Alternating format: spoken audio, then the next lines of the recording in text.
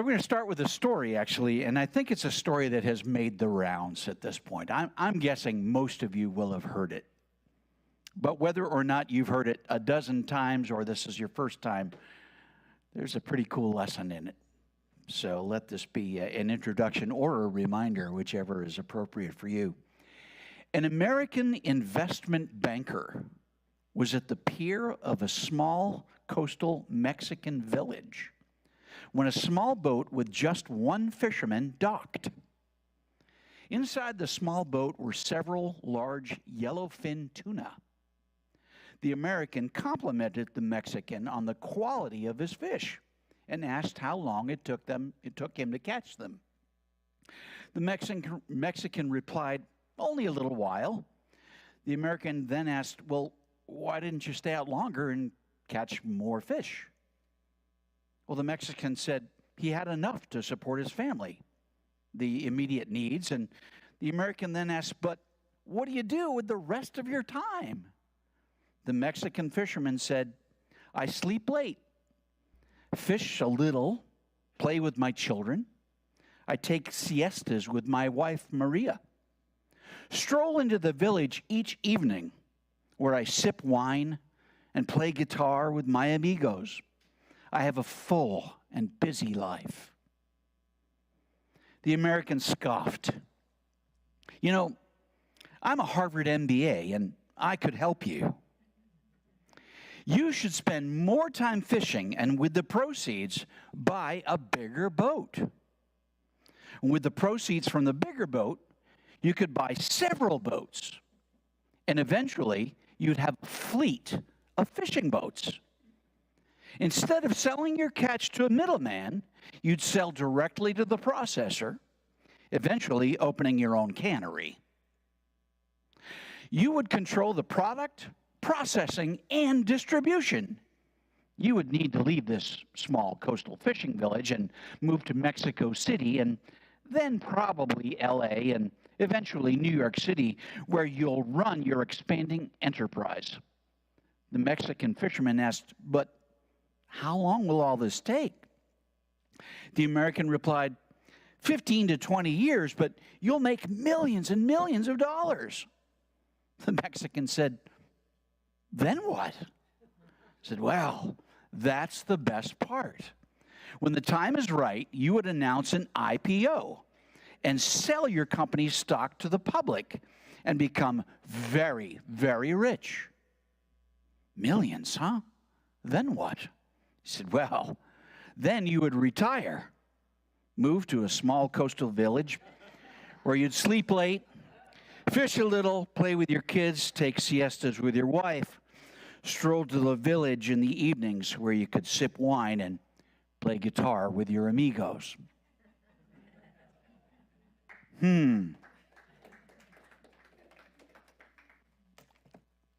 How often do we do that? We set goals, desires, objectives in order to be happy. Let me tell you, I have been so guilty of being that guy so many times. See, I'm not anti-planning.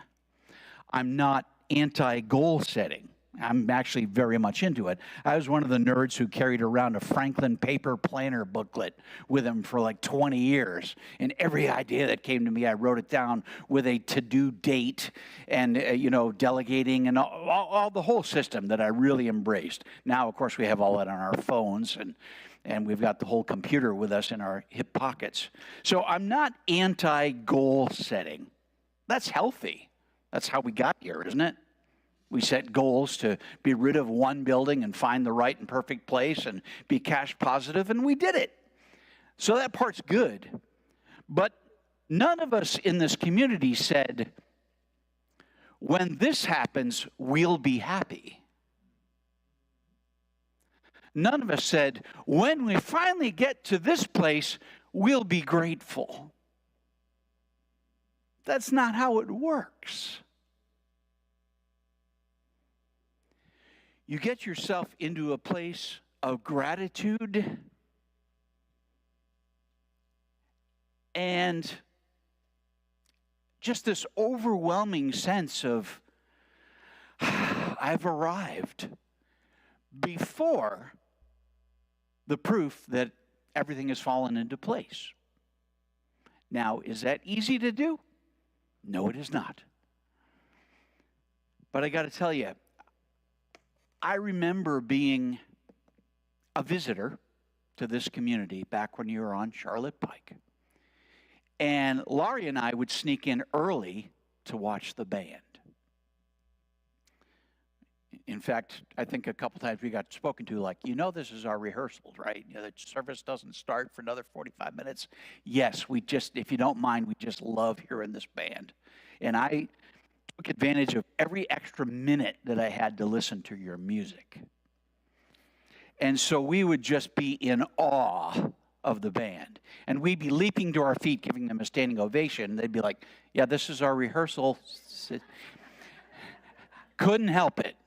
Really couldn't help it. We got to know folks, and we were here more and more often. Then I remember a board member sitting in front of me one Sunday, and she spun around. She got up on her knees, and she leaned over, and she said, so, Bob Teasdale is leaving, and we need a music director. Would you be interested? And I went into a panic. First of all, musicians and musicianship here, me, about here. I play okay, I'm fine. I'm good. But I'm just even getting to be a guest and play along with those guys once in a while was a serious privilege and treat. So now I'm being asked, would you like to be the director of this group? And I think I might have said verbatim, hell no. I have no business even playing with these guys. Are you kidding? No. So I pretty much declined. And then they kept asking. And one thing that was presented to me was, what we need in this group is leadership. We don't need your musicianship. We got that part already. We need a leader. We need someone with a vision of what this music could be. And I thought about it, and I said, I could do that. And then Reverend Mitch and Reverend Tim and I went to lunch, and we had a lot of discussions and what we want and what you want. And when we ended, I said, guys, I'm not feeling it. I'm sorry. I can't do this. And I was grateful for the invitation beyond anything I can describe to you.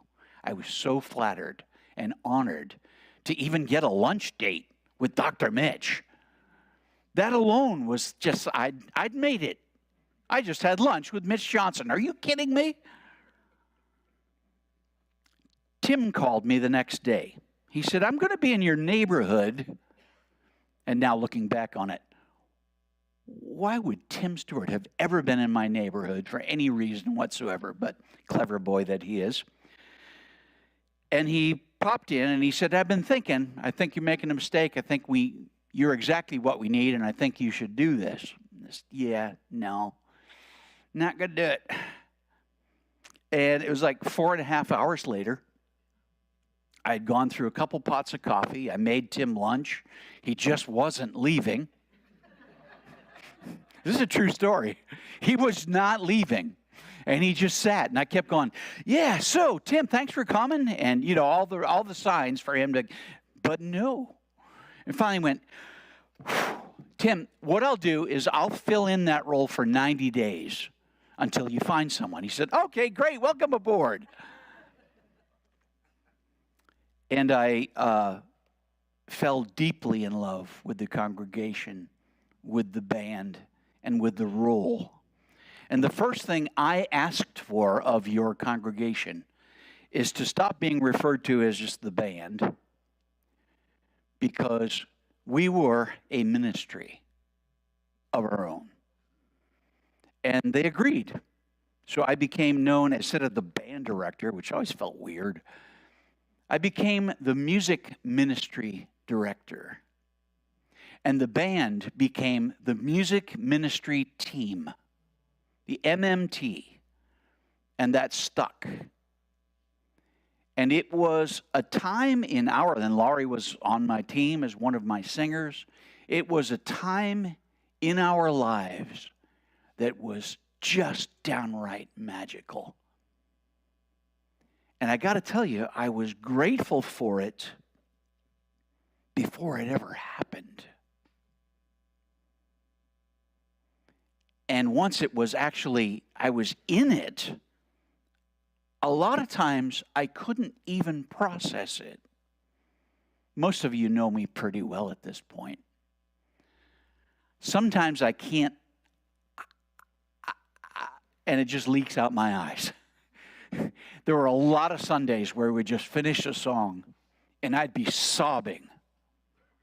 I don't mean a little teary-eyed and grab a tear. I'm talking about bawling. Because the message, the music, the love that I felt it just boiled up inside of me to the point where I couldn't keep it in and I didn't know what to do. And it just leaked out my eyes like a broken faucet. I mean, a boom. That feeling, do you know that feeling? I want you to think, close your eyes if you need to, if it helps. If not, just stay with me here.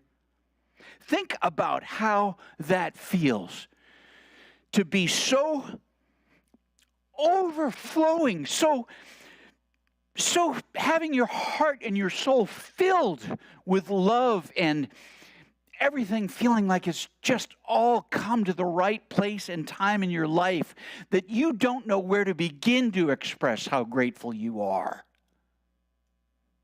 There's been at least one time in your life that you have felt that. And if you haven't been there yet, you can imagine it. Whatever that is that you want next. It could be a circumstance. It could be a relationship. Apply it to your individual circumstance, to your own soul. And whatever it is that you want to be there to achieve and experience, I want you to feel that now before it has come.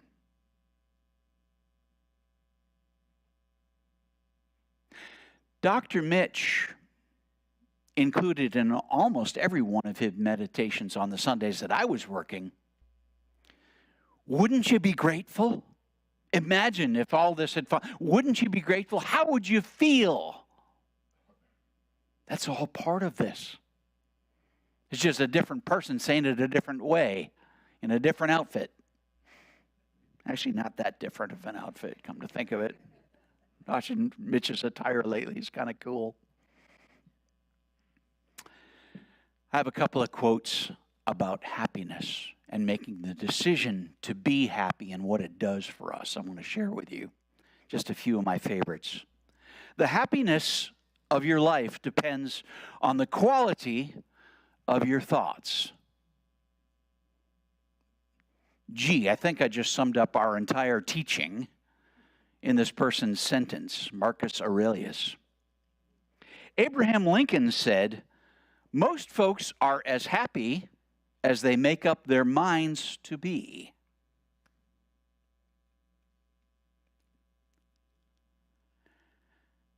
Anonymous submission. The happiest people don't have the best of everything. They just make the best of everything. Truth. John Lennon said, "Count your age by friends, not years, and count your smiles. Count your life by smiles, not tears." William James said, "We don't laugh because we're happy. We're happy because we laugh." You make the decision, this is going to be great. I'm loving this. I am so grateful. Success is not the key to happiness. Happiness is the key to success. If you love what you are doing, you will be successful. You ever watch Jimmy doing his percussion gig? Is there any question about how loving he is in that role? Never. It's really a blast to watch. Happiness is not having what you want. It is appreciating what you have now.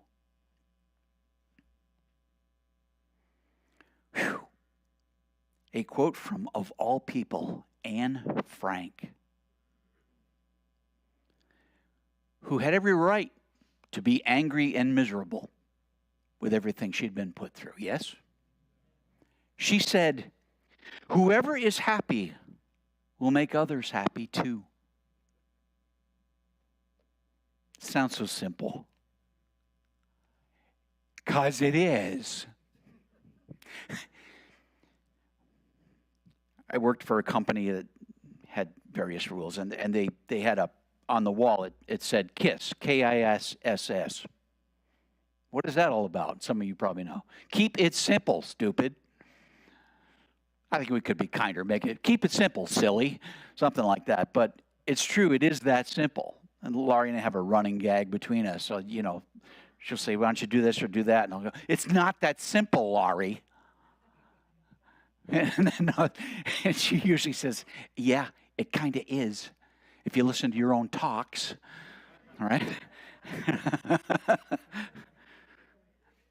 Got me.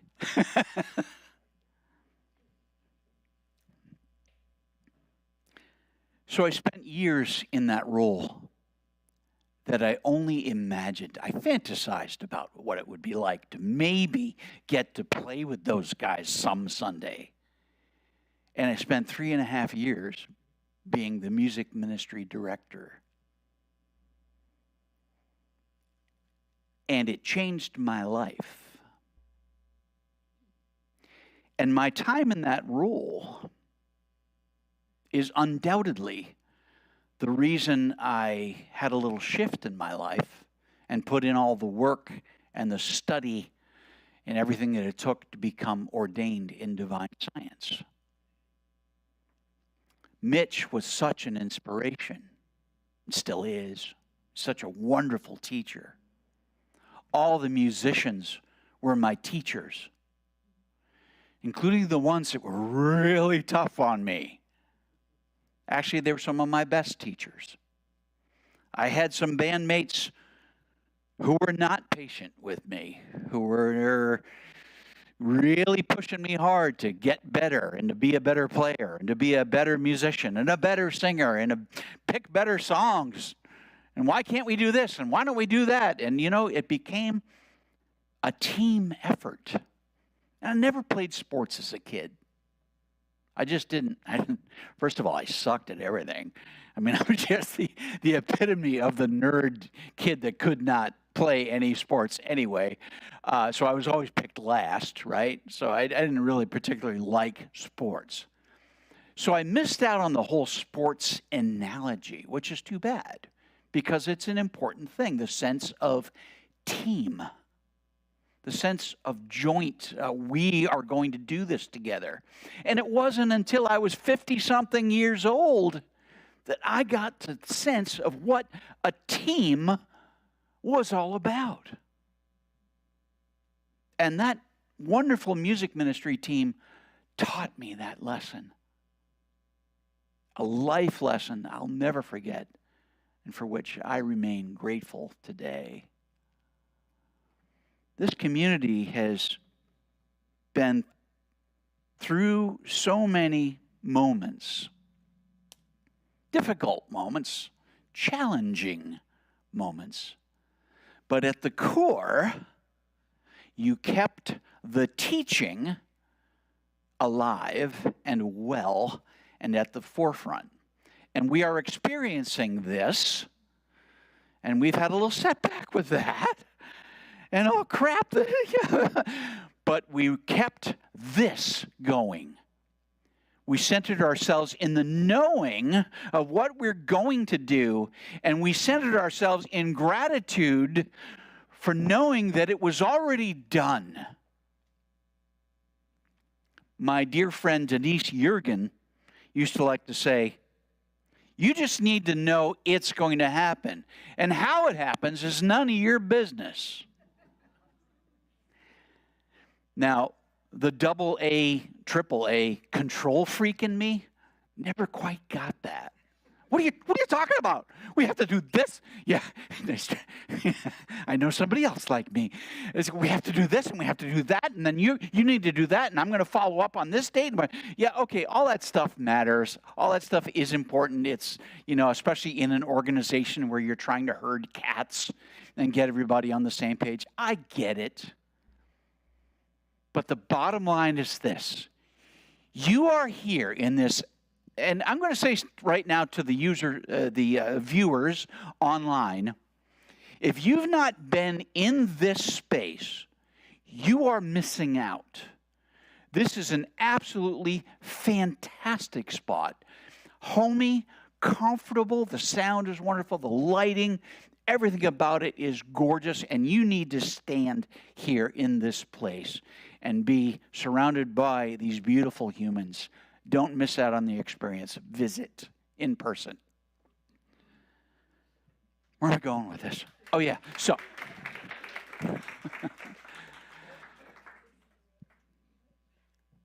right here, right now, I want you to go back a few minutes when I asked you to get centered in that knowing of how it feels to have everything lined up in your life,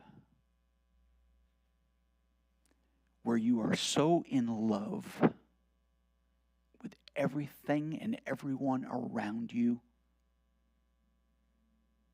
that it just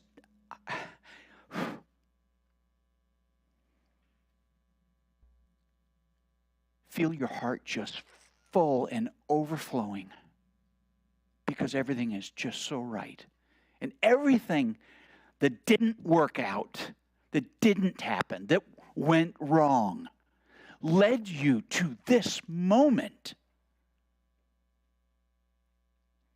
And if you're not actually there yet, you're waiting to get there, it's okay.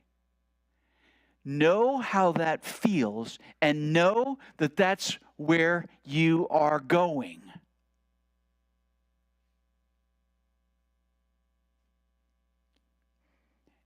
I want you to feel it at the cellular level. Because it's more than mind, folks. The reason this teaching included the word science originally, right? Religious science, and in my case, divine science. It's scientifically a fact that your thinking changes the physicality of the world around you. It's not woo-woo. It's not mumbo-jumbo. It's what it is. It's the God's honest truth. Your thoughts are one thing, but the feelings that back them up and support them, the emotions and all the feelings that go with it, that's what launches that. And so right now, whether you're already there or you're awaiting certain things to fall into place, know with me, all is well. And for this we say, thank you, God. And let's do that together. Thank you, God. Now one more time, like it's not Monday morning at a sales meeting. Thank you, God. We are grateful for this community. We're grateful for our dear friends. We're grateful for the music, the sound, the video, everything that comes together to make this happen. The goal here is always to just touch one heart, or change one mind, or remind one person that they are a beloved child of God. Maybe they're here in the building and maybe they're watching online. Or maybe it'll be somebody you speak to this week and you pay all this forward. However it works, I already know it's done. And for this, I'm grateful. So I say, thank you, God. And so it is. Thank you. May your life be filled with joy and prosperity in every way. Learn more about our programs or contact one of our practitioners at our website, cslnashville.org. You may also want to follow us on Facebook at CSLNASH. You can make a big difference with your financial gift at loveCSLN.com. Please share the link to this program with a friend and join us again next Sunday. Have a wonderful week.